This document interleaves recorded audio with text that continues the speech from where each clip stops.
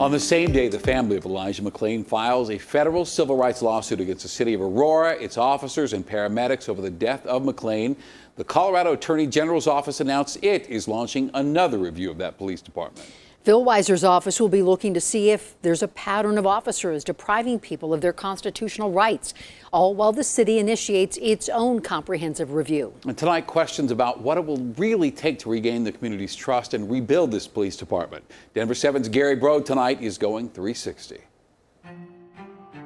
Change may be coming for the Aurora Police Department. A comprehensive review of the Aurora Police Department has been a long time coming. 2 top-to-bottom reviews of the APD were revealed on Tuesday. One launched by Attorney General Phil Weiser, who said today he's been investigating the department for weeks. A second by the city, a few hours after we learned of the AG's review.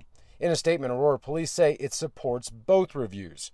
But is it a step in the right direction, or is the city just paying lip service? Tonight, Denver 7 goes 360 with perspectives from a community leader, the attorney for the family of Elijah McClain, one of the owners of 21CP Solutions, the group tasked with the review, and Aurora's city manager. We need to regain the trust of the community, and so it's a real urgency for us. Aurora City Manager Jim TWOMBLY says every aspect of the department will be looked at, including community perception. They will come in and they'll work with the community in terms of getting community input and how the community views the police department, and if there are problems that they identify.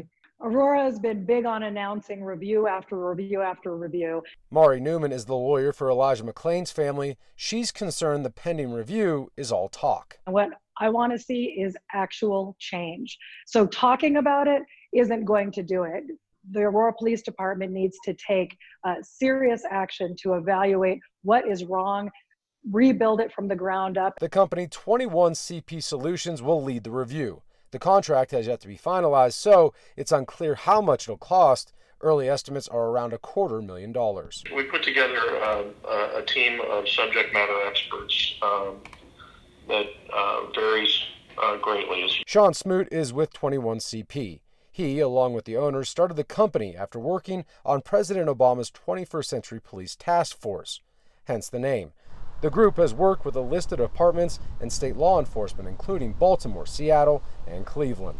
And I'm hopeful that maybe it's real, but when someone usually comes in to play savior, there's something attached to it. There's no free lunch, and so I want to see for myself. Community leader Candice Bailey says a fresh perspective could be a good thing, while still she remains skeptical. When someone from the outside tends to come in, I always sit quietly to see what happens next, because my grandma said, why do you come from somewhere else to take over someone else's town? Does that mean that you're not wanted in your own town? In Aurora, Gary Brode, Denver 7. Now, both the city and Attorney General's investigations, well, they could really take months. And in the meantime, we want to know what you think local police could do better or what they're doing well.